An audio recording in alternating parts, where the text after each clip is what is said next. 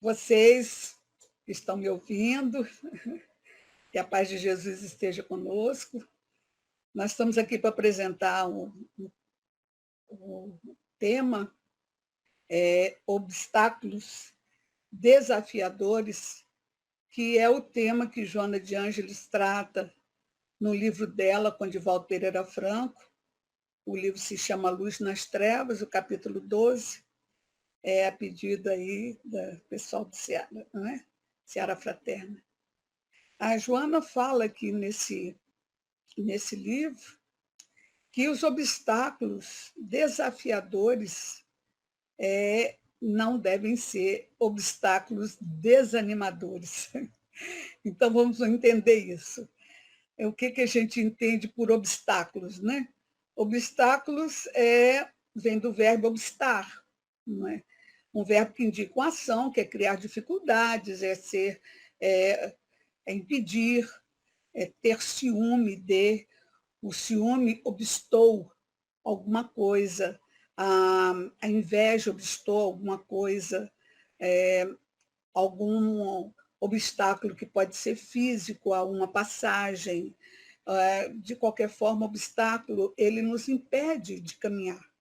Obstáculo, ele nos impede de concretizar algum objetivo, alguma finalidade que a gente tem, que a gente definiu na vida como uma finalidade necessária à nossa vida, necessária ao nosso crescimento. E o que quer dizer, na verdade, desafiador, né? Desafiador é aquilo que é provocador, é uma coisa que nos incita a continuar. Ele nos contesta, ele nos provoca a solução de problemas, que vai, então, fazer com que a gente ultrapasse aquele obstáculo. A gente pensa em uma corrida de obstáculo, né? Força que a pessoa tenha uma ação mais impetuosa para que alcance aquele obstáculo, pule aquele obstáculo. Interessante que, conversando com pessoas que são esportistas e tudo, elas dizem que quanto mais obstáculos elas vencem, maior a força que elas imprimem para vencer o segundo ou o terceiro obstáculo. Então, a gente já pode aqui entender o que é desafiar, né? Desafiar, quer dizer, levar aquela força que a gente tem na vida, que temos em nós, e que a gente entende que é a força daquilo que a gente imprime nas nossas ações para vencer obstáculos existentes. E Joana aí coloca 9 itens que eu destaquei aqui. Eu destaquei 9 itens para a gente conversar a respeito, para a gente refletir a respeito. A primeira coisa que ela coloca nesse livro é que todo obstáculo existem obstáculos naturais e comuns na nossa jornada para todos os cometimentos da nossa vida. Então, toda empresa, toda empreitada, todo projeto, tudo aquilo que a gente deseja e almeja fazer, acaba por encontrar obstáculos. Eles são naturais da vida, naturais. E aí diz a Joana, são naturais e são desafiadoras. Então, ela quer dizer que o atrito são contingências, os atritos são contingências da vida na Terra, e muitas vezes necessário. E a gente fica pensando assim, num carro, caminhando numa rua asfaltada, de asfalto liso, né? Ele não vai poder usar o freio, ele vai ter que usar a força, né? A marcha de força, que ele tem que imprimir força, porque senão ele derrapa, né? Então, não é o freio que a gente vai usar diante dos obstáculos, é força, não é? Então, você vê, a própria natureza, a própria vida física nos dá esse exemplo. Antoine de Saint-Exupéry, naquele livro Terra dos Homens, né? Ele fala que a Terra nos ensina mais do que todos os livros, porque ela nos resiste. Então, essa resistência faz com que a gente impulsione força para vencer essa resistência. Então, com isso, a gente aprende. Olha que frase, hein? A Terra nos ensina mais do que todos os livros, porque ela nos resiste. Um filósofo, né? Antoine de Saint-Exupéry. E, assim, Joana não deixa a desejar nessas frases desse livro, né? O segundo item que ela coloca é que a nossa existência é uma empresa de autocoturno. Ela usa essa expressão, autocoturno, e explica-se que coturno quer dizer de alta relevância, de alta importância social. É a nossa existência na Terra. Já pensou se a gente abrisse uma empresa e não tivesse o menor lucro nela? Né? Seria interessante isso. Você abre uma empresa e os rendimentos dela só servem para cobrir os gastos, sem qualquer lucro.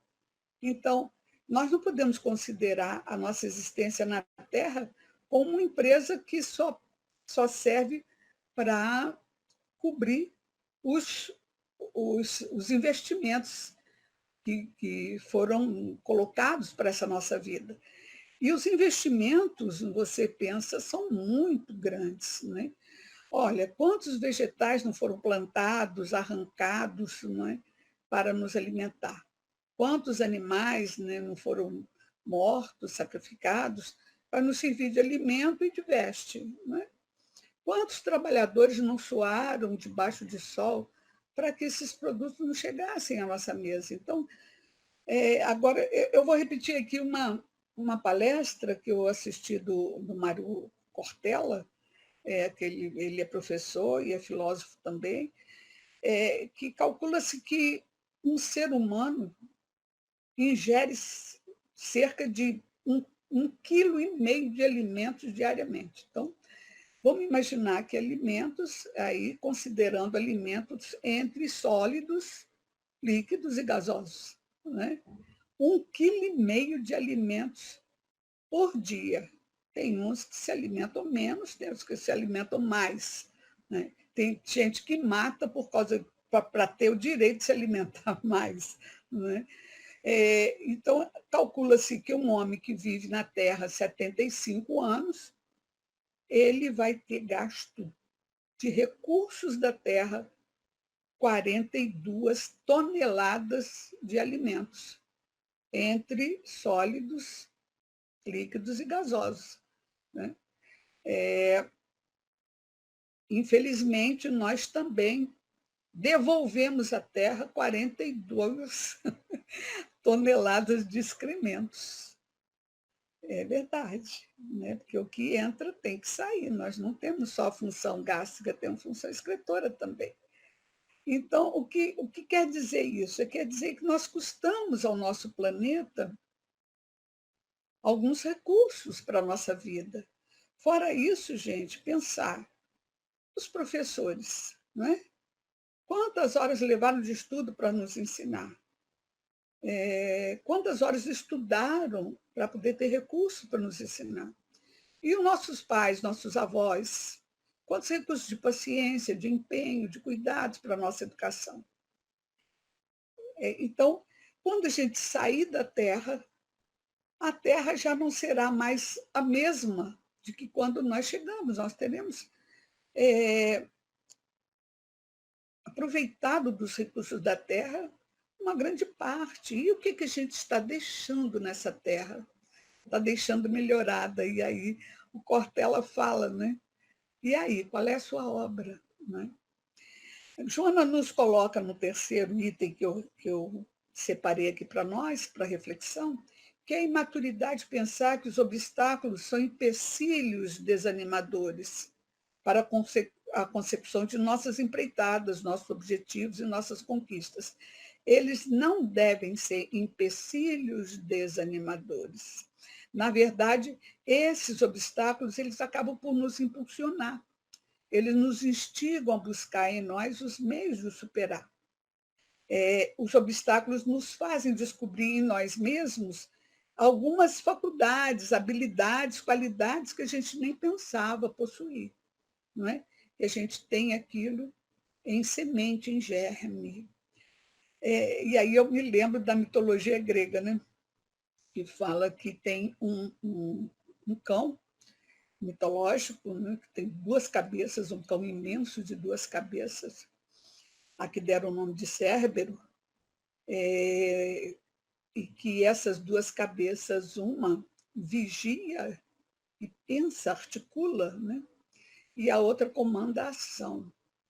E esse Cérbero, ele guarda as portas da eternidade, para impedir que os mortos saiam e que os vivos entram, ou impedir ou controlar a saída deles, né? Então, a gente pode pensar assim, que os obstáculos na vida da gente são esses cérebros, né, de duas cabeças. Uma que vigia e vê da possibilidade que a gente tem de passar por cima dos obstáculos, e a outra é aquela que comanda a ação, né? E pensar assim, o Cérbero é um monstro mitológico que é filho de dois outros monstros mitológicos, né? A Equidna, que é a serpente, que na mitologia quer sempre dizer a serpente é a sabedoria, né? O conhecimento, a sagacidade. E o Tufão, que, com a sua força, imprime ação, não é? Esse casal mitológico também tiveram outros filhos, né? Os Hortos, que é a mentira, a Ida de Lerme, que é o desejo, e a Quimera, que é a ilusão. E a gente pode dizer que a mentira, o desejo e a ilusão também são obstáculos muito desafiadores para a nossa caminhada, não é? E o Cérbero ali, tomando conta disso e impondo uma ação de vigilância, né? Então, nós temos como obstáculos na nossa vida esses verdadeiros cérebros que nos incitam a, dentro de nós, colher forças para vencer esses obstáculos, né? Joana fala também, num quarto item que eu separei para nós, que obstáculos existem para que possamos forçar a passagem, testar a nossa capacidade de romper barreiras. É o que a gente vinha falando até agora. E ela diz, entretanto, são aparentes empecilhos que aprimoram a faculdade de pensar e de agir, e abrem perspectivas solucionadoras que facultam a ampliação e a qualificação do trabalho. Olha aqui, quanta coisa interessante ela fala isso. Ela fala em dois verbos, pensar e agir, não é? A gente falou aí, são verdadeiros cérebros, né? Pensar e agir, e que abrem perspectivas solucionadoras que facultam a ampliação e a qualificação do nosso trabalho. E a gente lembra que Joana, nas outras obras dela, ela nos apresenta três verbos também, então três indicam três ações, né? Verbos indicam ação, que é humanizar, espiritizar e qualificar. Então, ela está sempre chamando a atenção para que nós precisamos melhorar o nosso processo de humanização, que, na verdade, nós estamos ainda naquela fase muito instintiva, né? São as fases instintivas do animal, que nós participamos do reino animal pelo nosso corpo, não é? Organicamente, nós somos ainda pertencentes ao reino animal. Moralmente, somos pertencentes ao reino hominal. E espiritualmente, já temos a semente do anjo conosco, né? Então, fala assim, aquela crisálida, né? Aquela lagarta presa no galho de uma árvore, ela jamais poderia supor que guarda em si as asas da borboleta, da linda borboleta livre, né, que voa, que um dia ela será. Então, da mesma forma, a gente não tem ideia ainda das forças presentes em nós, e que um dia seremos anjos, né, como são já os espíritos elevados, que passaram também pelo processo de humanização, mas que nós precisamos nos humanizar.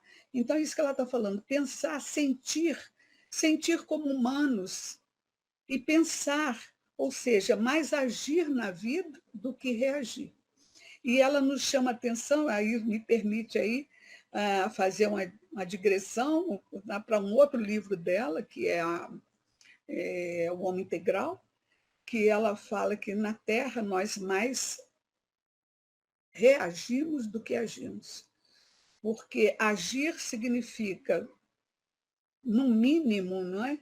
Ela guarda uma intencionalidade, né?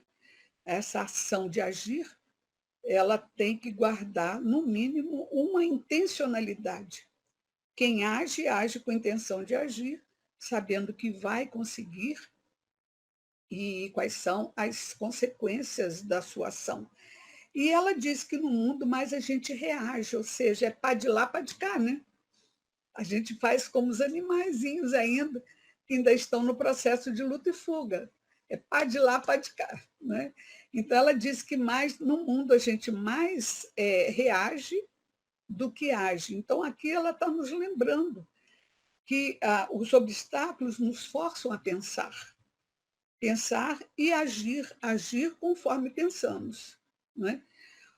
Calculando bem as nossas possibilidades, calculando também algumas das nossas limitações, porque ninguém vai tentar fazer um empreendimento ou uma ação para a qual ele não está preparado. Né? A gente lembra Jesus lá no alto do monte, sendo tentado por Satanás, não é Jesus? Não é? Não és filho de Deus? Pula daí de cima. Ele disse, mas também ouviste o que foi dito, não tentará o Senhor teu Deus. Então, esse Deus que grita em nós fala também das nossas limitações. Mas isso não tem nada a ver com o processo de desistir, né? Estagnar por conta dos obstáculos. Não. É pensar, é calcular aonde estão as minhas possibilidades, é contrabalançar com as nossas possibilidades, mas a Joana, lá no final, a gente ainda vai falar disso. Como reconhecer as nossas possibilidades se o medo nos trava, né? Mas aí é uma análise realmente mais profunda de nós mesmos, para então agir abrindo perspectivas solucionadoras para que a gente, então, se qualifique cada vez mais a empreitadas maiores. Então, o interessante é que a gente pensa assim, muitas vezes esses obstáculos a gente procura e busca, não é?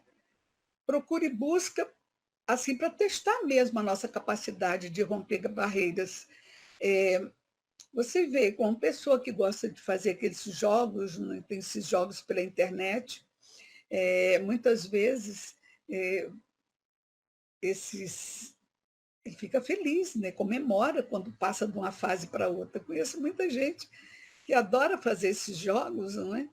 Que são desafiadores para a capacidade da gente de pensar e de solucionar problemas. Né? Esses jogos, às vezes, traz para nós uma amplitude da inteligência espacial, da inteligência tempo espacial. Né? Então, esses jogos, a pessoa vai buscando cada vez a fase mais difícil. E quanto a gente não comemora, né? Quanto não se comemoram essas pessoas que gostam de jogar, quando passa de uma fase para outra. Significa que aquela fase ela venceu e venceu com galhardia, venceu né, com autoridade de saber vencer, com gosto e com prazer de vencer. Né? Mas outras pessoas gostam de fazer palavras cruzadas e pega cada palavra cruzada mais difícil que a outra. Quando vence uma, não quero saber daquela palavra cruzada simplesinha, não. Vou pegar de médio porte, não é? Então vai com as mais complicadas. Né? Então a gente está sempre se qualificando para a vida nos mínimos detalhes. É isso que ela fala aqui na quinta questão que eu coloco. A gente está sempre se qualificando nos menores e nos maiores detalhes, né? Buscando vencer obstáculos. É da vida. Uma criança, né, quer saber de andar de bicicleta, ela vai andar de bicicleta, ela vai cair, ela vai ralar o joelho, mas ela vai tentar, e quando ela consegue, como ela não fica feliz? Né? Então, é da nossa própria natureza que a gente busque vencer essas dificuldades. Aí depois a gente vai até pensar, então, por que alguns obstáculos nos paralisam, né?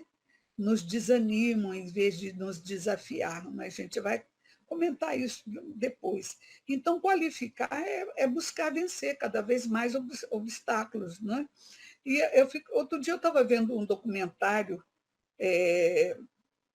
na TV e eu vi uma família, não sei se era na Coreia, se era na China, que vivia nos altos montes e tinha que subir, aquelas crianças pequenininhas aprendiam a subir em escadas feitas de cipó para subir lá em cima, meu Deus do céu, para viver lá em cima dos montes. É, outro documentário que eu vi mostrava uma pessoa subindo, um grupo de pessoas fazendo alpinismo, né?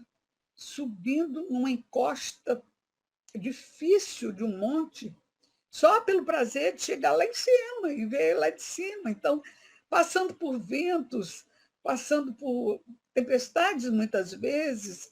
Outros fazem essa escalagem numa, em montes nevados. Não é? E o que faz uma pessoa, não é, sair do conforto de sua casa para tentar um, uma aventura dessa, né? Tentar um sucesso desse. Que prazer é esse que a pessoa sente que faz com que saia do seu conforto para isso? Então, é o prazer da superação e que cabe a cada um. Eu não faria isso. Eu, Jussiema de Sarroris, nessa encarnação, não faria isso. Eu tenho medo danado de altura. Mas, para essas pessoas, isso chama-se superar-se a si mesmo, aos seus próprios medos, ao seu próprio sistema de equilíbrio. E que prazer é esse? Então, se nós pensarmos bem, a gente está sempre se qualificando para sermos, pelo menos fisicamente, melhores nesses exemplos que eu dei, né? Intelectualmente melhores, no outro exemplo do jogo e tal. E assim, você pensa, um médico, né? Um médico que é um neurologista clínico, ele vai tentar ser um neurocirurgião. Quantas dificuldades ele não vai passar, né? Quantas dificuldades de estudo, de ter que enfrentar colegas, a competição de outros colegas, não é? Sair da fisiologia do cérebro para entender a anatomia do cérebro, não é? E dificuldade de destreza manual, né? De saber operar com aqueles artefatos todos. Né? Então, e ele não fica feliz com isso quando ele recebe diploma, quando ele é comemorado essa situação. Então, por que alguns obstáculos nos detêm? Então, que prazer é esse que algumas pessoas têm de superar determinados obstáculos, às vezes muito difíceis? É uma satisfação, toda vez que superamos um obstáculo na nossa vida. Aí, uma sexta coisa que Joana nos traz é que o teu empenho em viver em sociedade, e numa sociedade feliz, sim, porque todo mundo busca isso. Se você perguntar a uma pessoa o que ela quer na vida, ela, ela vai dizer, eu quero comprar uma casa. Para quê? Para ter ali os meus filhos. Para quê? O para quê, o para quê, o para quê vai resultar numa resposta final que é para ser feliz. Então, todo mundo busca ser feliz, então todo mundo quer ver um mundo feliz. Então, a cada encarnação nossa, nós buscamos essa sociedade feliz. Então, se o teu empenho em viver numa sociedade feliz, ele te alimenta, a gente não pode, então, desconsiderar esse empenho, esse planejamento, esse projeto, em razão de ocorrências infelizes. que tomam conta da nossa vida e tomam conta, às vezes, até da humanidade. O teu empenho em viver significa isso, um programa de realização que todos nós temos. Nós somos espíritas, nós sabemos que a cada vida que a gente tem, a cada encarnação, nós temos um programa a cumprir de realizações. Né? A cada programa, nós devemos ter dado um salto, não é? Se não significativo, pelo menos algum salto que nos faça mudar de posição. Né? Ou seja, um caminho maior, um degrau a mais na nossa capacidade de viver em sociedade, da nossa capacidade de viver a fraternidade, nossa capacidade evolutiva, não é? No final das contas. Então, nossa vida é um empreendimento, com planos, projetos. Eu acho que tem até planilha de custo lá na espiritualidade, quem sabe. Com previsão dos recursos que iremos necessitar, isso com certeza tem. Né? Quem serão nossos pais, quem serão nossos irmãos, com quem a gente vai casar. Essas grandes linhas a gente planeja lá em cima, chega aqui, pode até fazer totalmente ao contrário, até nem realizar nada do que a gente planejou realizar, mas que existe essa programação de vida, existe. Né? E iremos necessitar de muitos outros recursos, não é? Da nossa inteligência, a nossa capacidade de colocar em prática aquilo que a gente aprendeu nas outras vidas, daquilo que a gente aprendeu no plano espiritual. Porque é um axioma da doutrina espírita, Kardec fala isso, que a gente só evolui na Terra. Há uma questão, se não me engano, a 132, se não me engano, desculpe, eu não tive tempo de ver, Kardec pergunta aos espíritos se não seria melhor a gente permanecer no plano espiritual. Os espíritos dizem não, não, não. Estacionar-se-ia, e o que se quer é caminhar para Deus. Então, no plano espiritual, se ficássemos lá sem reencarnar, nós não evoluiríamos. Nós teríamos um aprendizado, mas um aprendizado de conhecimentos teóricos, porque o conhecimento real só se sedimenta quando a gente o vivencia na Terra, né? Que é a nossa grande questão, que é a questão da convivência. Né? Então, essa nossa vida é cheia então, de planejamentos, de investimentos, de planos. Você já imaginou, gente, um pai, sabendo das possibilidades que seu filho tem de crescer no terreno da profissão, ele faz um esforço, não é? Que ele possa fazer, e envia esse seu filho para fazer uma faculdade, uma especialização, uma qualificação especial em outro país. Vai lá para a Suíça, estudar no colégio suíço, fazer lá uma pós-graduação, um doutorado. Né? O filho está estudando ainda, não tem recursos. Então, o pai paga tudo. O pai paga hospedagem, o pai paga alimentação, o pai paga vestuário, o pai paga transporte.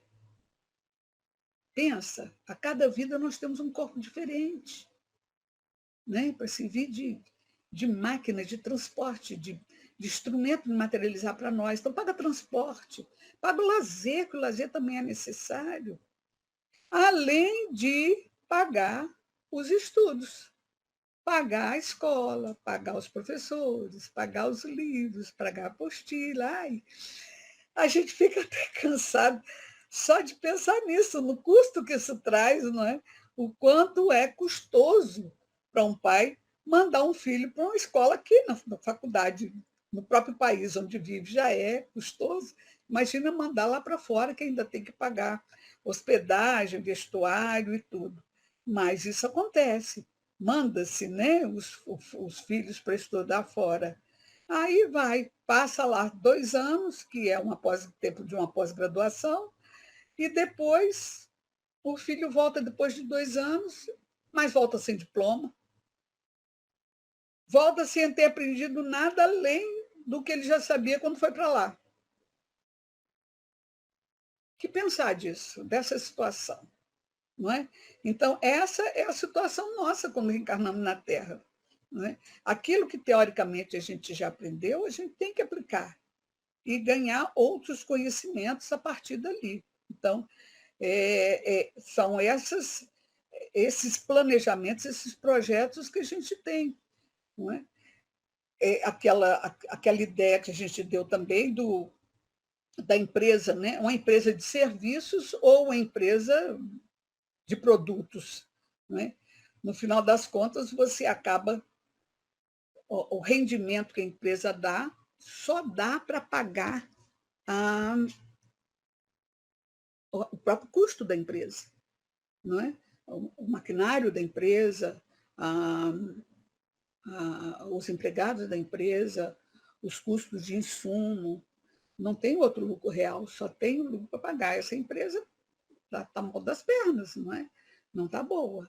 Então, é assim que cada vida na Terra tem o seu custo, né? E tem um programa que a gente tem que cumprir. Não é? Esse empenho em viver numa sociedade feliz é um empenho nosso, né? Procurar essa felicidade dentro de nós e também tornar a vida à nossa volta diferente do que quando nós estivemos aqui, né? Nós chegamos, quando a gente sai, a gente tem que deixar alguma coisa, né? E levar alguma coisa, ainda que seja só levar alguma coisa em termos de conhecimento, de aprendizagem. Mas quem aprende sempre deixa alguma coisa, porque o exemplo é a maior dádiva, né, que podemos receber e dar. Né? A Joana fala também que os nossos projetos de crescimento eles não devem ser obstados por conta das ocorrências infelizes que tomam conta da humanidade. Foi aquilo que a gente leu ali. Né? Obstáculos existem para que possamos forçar a passagem, testar nossa capacidade de romper barreiras e para nos qualificar nos menores e nos maiores detalhes da nossa vida. Mas que também esse nosso empenho ele não deve ser desconsiderado, não é? Por conta de ocorrências infelizes que tomam conta da humanidade. Diz a Joana que muitas vezes os obstáculos não são nossos, são obstáculos que a humanidade criou e que a gente embarca nesses obstáculos, embarca numa canoa furada, porque esses obstáculos não são nossos. Então, diz Joana de Ângeles que a sociedade apresenta algumas falências nos seus valores humanos e éticos, não é? E nós estamos vivendo muito claramente isso. Não que a humanidade hoje seja mais perversa ou mais desumana do que fora em tempos passados. Né? Se a gente olhar a história dos judeus, dos hebreus, né? Se a gente olhar as sagas que aconteceram de guerras, de tudo na China, o Japão também, a Europa, quanto de guerra não fez. E se nós olharmos para um passado que não é muito remoto, é até próximo, a gente vai ver, de uma forma ou de outra, nós evoluímos, não é? Do tempo que se comia o cristão nos circos, né, e o povo ainda aplaudia, quanto mais sangue, melhor, nós já evoluímos muito para cá. Hoje em dia, a gente só come as aspirações deles, né, dos cristãos. A gente costuma desanimar as pessoas que estão num processo de crescimento, já que a gente não consegue crescer junto. Então, são ocorrências infelizes que ocorrem na humanidade. E Joana alerta para a gente que essas falências de valores éticos não devem ser motivos de estagnação para nós, que são, na verdade, elas são até, como é que se diz, em termos de ser uma apologia, né, das mídias. As mídias se alimentam um pouco com essas falências éticas, né, apresentando gente, mãe que mata filho, filho que mata mãe, gente que joga filho pela janela e outras aberrações dessas que a gente né? Fica pensando que, poxa, a humanidade não está boa, a humanidade está perversa. E isso acaba por nos desanimar.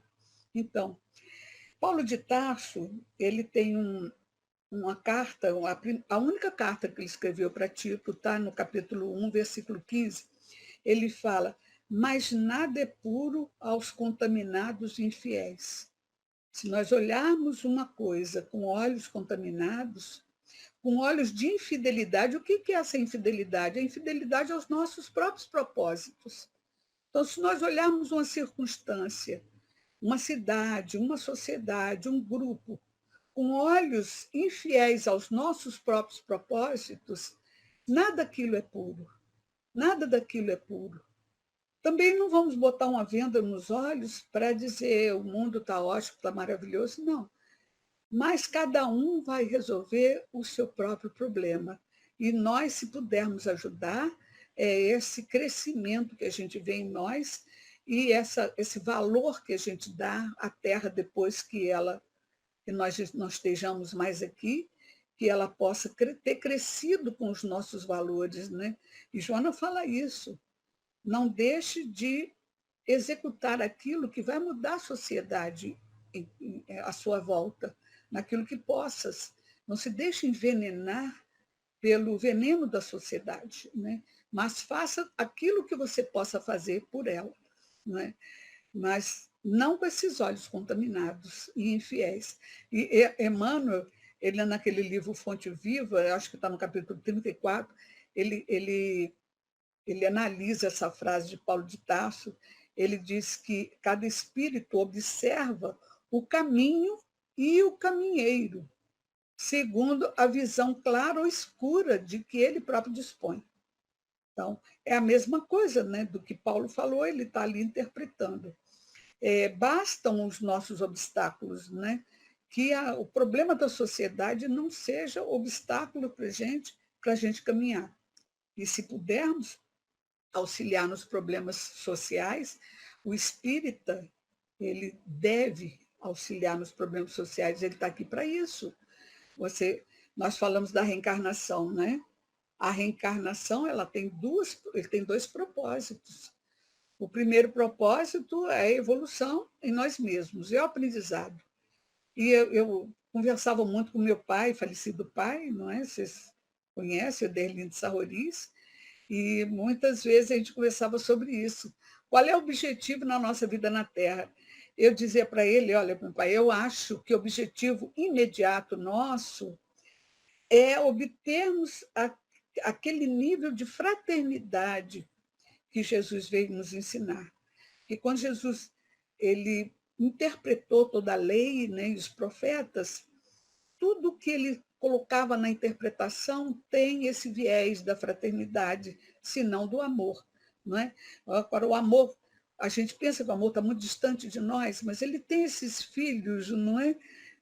Do amor que a gente já pode ir agradando esses filhos do amor, que seja a tolerância, a fraternidade, é, o respeito, as diferenças. Não é? E aí, com isso, a gente vai começando a exercitar nesse caminho maior que é do amor. Mas, de início, a nossa finalidade na Terra é melhorarmos a nossa fraternidade, ver o outro como irmão, não é? Aqui, espiritizar, que é o segundo verbo que a Joana coloca, humanizar, espiritizar e qualificar. Espiritizar não é se tornar espírita, não, gente, como uma colega nossa, uma participante de um dos grupos de estudo, disse, mas e quem não é espírita? Não, espiritizar é nos vermos como espírito imortal, caminhando numa trajetória que tem várias paradas e várias passagens, não é? É como na escola, você almeja a faculdade, mas você tem que passar pelos outros níveis, né? Até chegar lá.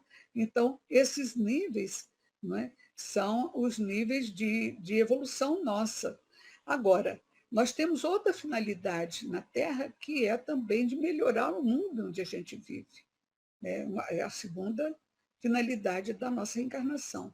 é melhorar, quer dizer, de forma que cada vez que a gente venha para a Terra encontre um local melhor para nós, para os nossos filhos, para os nossos grupos sociais. Não é? Joana fala aqui de conflitos éticos e ela fala da apologia do ter em detrimento do ser. Ou o ser muito autocentrado, né, evoluindo até para a egolatria, porque aí vem aquilo que a gente falou de início, o ciúme, a possessividade.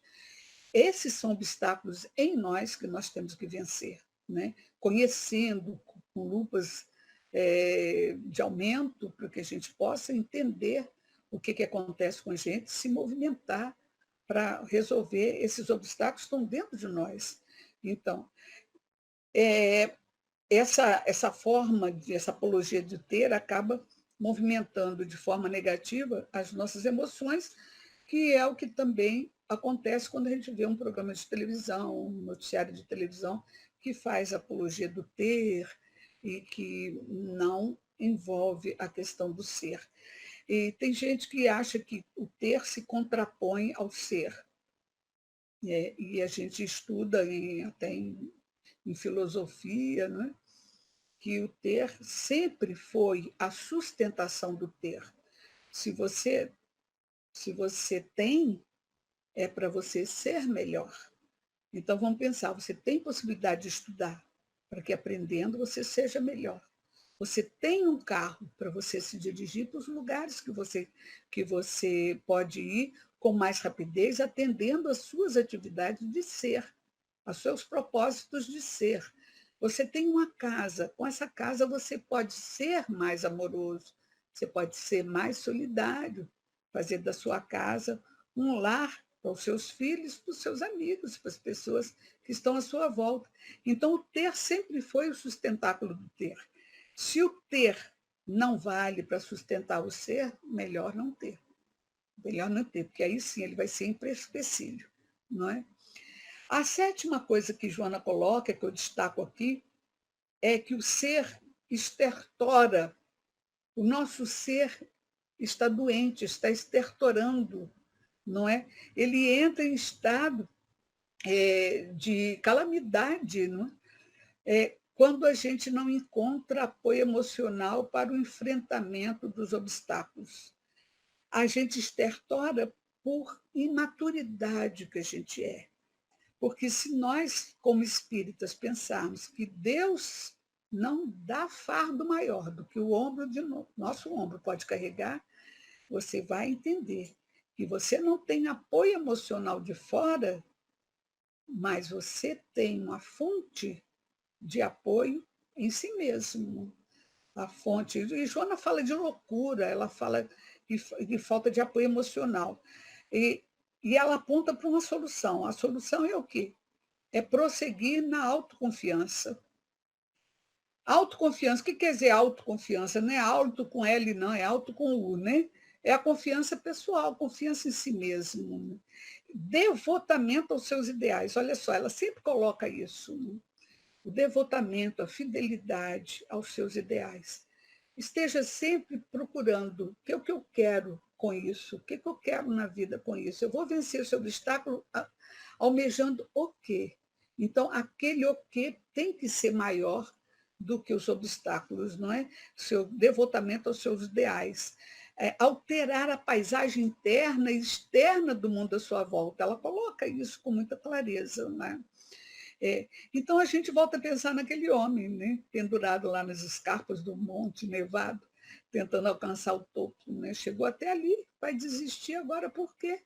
Só porque soprou um vento mais forte. Ele não sabia que ele ia enfrentar ventos quando ele subisse lá. Lá em cima venta mais do que aqui embaixo, não é? Então, a Joana fala assim, mantente ativo e toda vez, quando seja surpreendido pelos impedimentos, insiste nos teus objetivos saudáveis. Então, esse verbo perseverar, insistir, né? Não desanimar, ele está sempre presente aqui nessa fala de Joana. Né? Que ventos são esses? Que impedimentos são esses? A gente fala assim, bom, eu quero parar de fumar. quero parar de fumar. Então, são empecilhos mais simples, vamos dizer. Tem pessoas que passam por empecilhos, obstáculos muito grandes na vida. E assim, e quanto maior o cometimento nosso, mais obstáculos a gente vai alcançar de maior intensidade. Aquilo que a gente falou do médico, né? O médico quer se transformar, quer se formar num médico, num neurocirurgião, ele custa muito. O outro, que não quer ser um neurocirurgião, quer ser uma pessoa de oficina mecânica, provavelmente vai ter que estudar um pouco menos o mecanismo daquela máquina, vai ter que estudar, evidentemente. Então, quanto maior, mais complexo aquele empreendimento que você quer alcançar, maiores são as dificuldades e maiores são os obstáculos a alcançar. E isso é desafiador para nós. Mas vamos pensar num empecilho pequeno. Quero parar de fumar. Já pensou? Toda vez que a pessoa fala quero parar de fumar, vem sempre alguém. E lhe oferece um cigarrinho diferente. Não, esse cigarrinho diferente, esse cigarro é importado, esse cigarro tem um gostinho de menta. Vem outro e lhe traz, sabe o quê? Um cafezinho para você fazer a boca de pito. Vocês já ouviram esse termo? Boca de pito é muito usado isso lá em Minas. Né? Eu sou mineira de criação. Né? Então, toma aqui um cafezinho para fazer boca de pito. Aí, com o café, vem a vontade de fumar, dizem, né, que vem a vontade de fumar.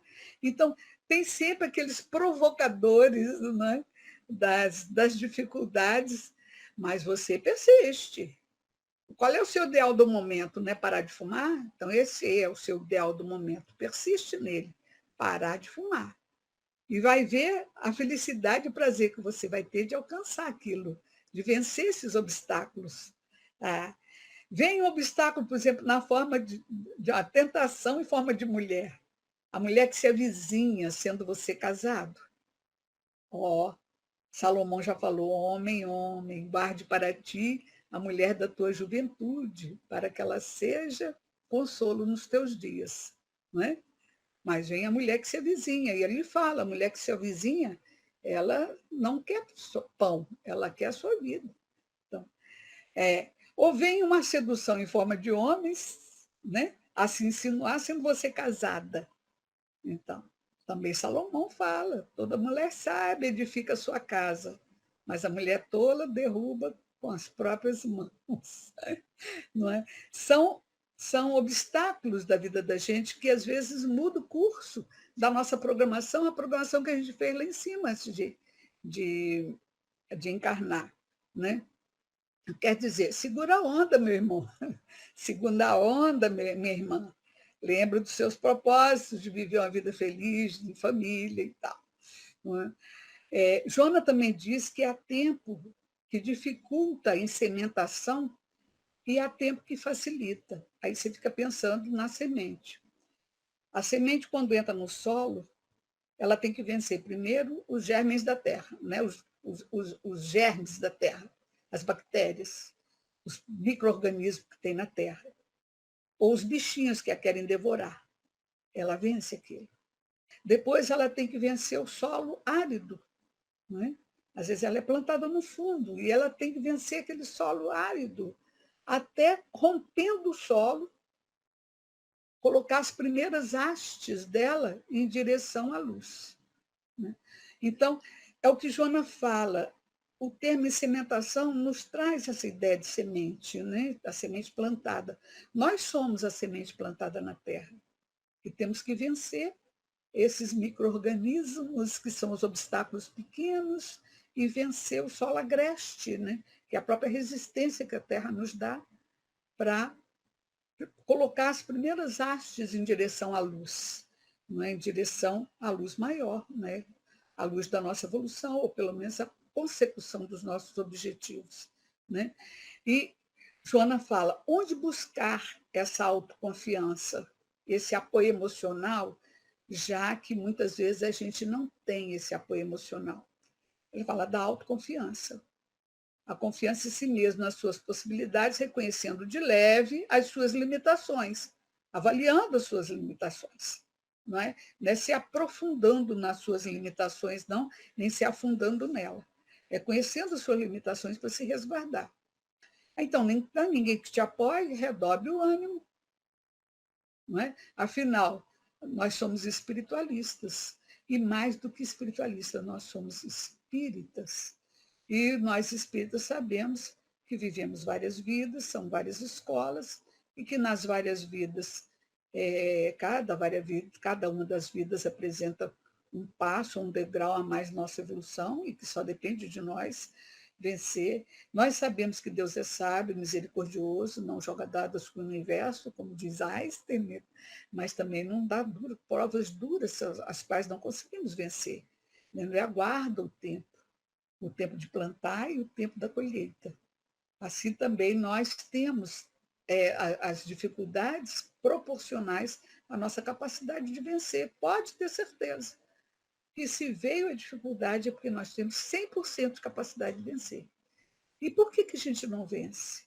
Por causa do medo, por causa dessas injunções sociais, que às vezes, por comparação, a gente se compara e se coloca abaixo do ser que somos. Nós sabemos, dentro do conhecimento espírita, que nós, em cada encarnação, restringimos o nosso potencial. Exatamente para a gente buscar e mergulhar dentro de nós, para buscar aqueles conhecimentos que a gente já tem de outras e sedimentar esses conhecimentos, não é? Essas experiências vividas, sedimentar em forma de aprendizado real. E nós sabemos disso. Nós somos muito mais do que achamos ser, podemos muito mais do que achamos que podemos. Então, melhorar, fazer diferença no mundo é melhorar nossa capacidade de pensar, sentir e agir. E ela fala da questão autoiluminativa. Um dia eu estava numa piscina e um anel que eu gostava muito, que era uma joia, eu tenho poucas joias, mas eu tinha essa joiazinha, que ela estava frouxa no meu dedo, quando fui mergulhar, ele caiu, o anel caiu. Quer dizer, eu vi onde caiu, né? Eu percebi onde caiu. Primeiro, eu percebi que caiu. Depois, eu vi aonde caiu. Estava ali, eu olhava para as águas, a limpidez das águas e via ali. Mas como é que eu ia buscá-lo? Eu tinha que mergulhar. Então, eu mergulhei e peguei o anel e voltei vitoriosa, consegui pegar meu anel. Então, esse mergulho dentro de nós mesmos, para buscar essas joias que a gente ainda tem dentro de nós, é o que Joana, então, nos convida a fazer. E ela diz que os embaraços da vida são fenômenos naturais e devemos encarar com serenidade e nos convida a persistir, a perseverar. Não é? E a gente lembra daquela música, imita a natureza, que se desfaz em luz até o entardecer.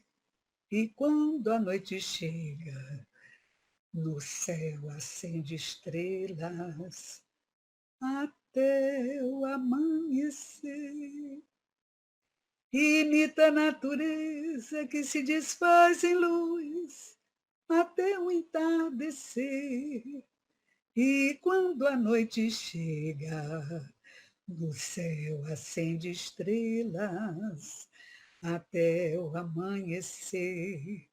Vamos imitar a natureza, perseverar e acender as luzes que temos em nós, não é? Jesus já disse isso, né? Faça brilhar a vossa luz. É isso que eu tenho a dizer. Muito obrigada a vocês pela paciência, paz e serenidade para todos.